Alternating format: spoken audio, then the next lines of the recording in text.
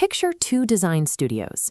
They have the exact same budget, the exact same software, and a perfectly matched roster of talent. Yet at the end of a season, the work they produce looks like it came from different worlds. Studio A turns in safe, predictable iterations of last year's models.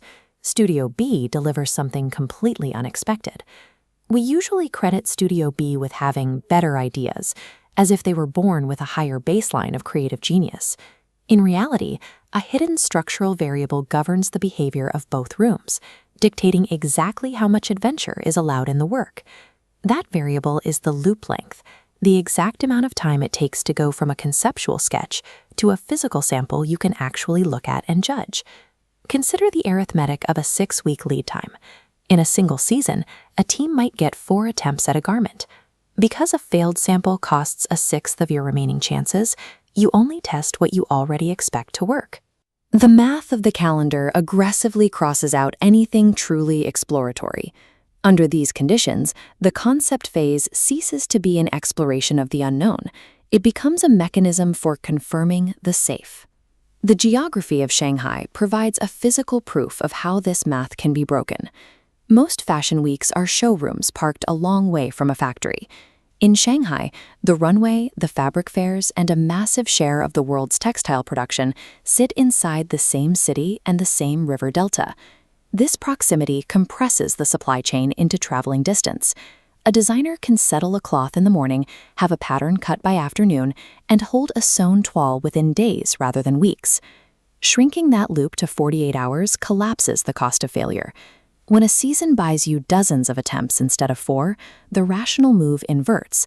You spend attempts on the ideas you are unsure about, because those are the only ones that can still teach you something. This structural advantage determines Shanghai's risk appetite.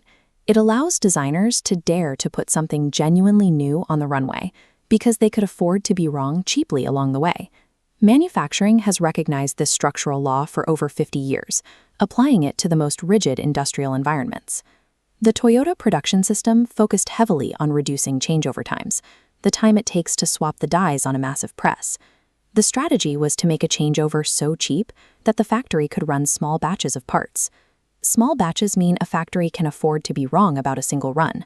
If a batch is small enough, a mistake isn't a catastrophe. It's a manageable data point. In both fashion and heavy industry, the primary saving is not measured by a stopwatch. It is measured in the freedom to make a mistake. This same logic applies to the digital workspaces of the modern design studio, specifically in the phase before a project commits to a final direction. We see teams invest in high-fidelity rendering tools and better software to improve exploration, while leaving their actual loop length untouched. They produce safe work, because safe work is what their schedule rewards. If a sketch is gated by a fortnightly review, or a specialist who is only free on Thursdays, the loop length is effectively 2 weeks.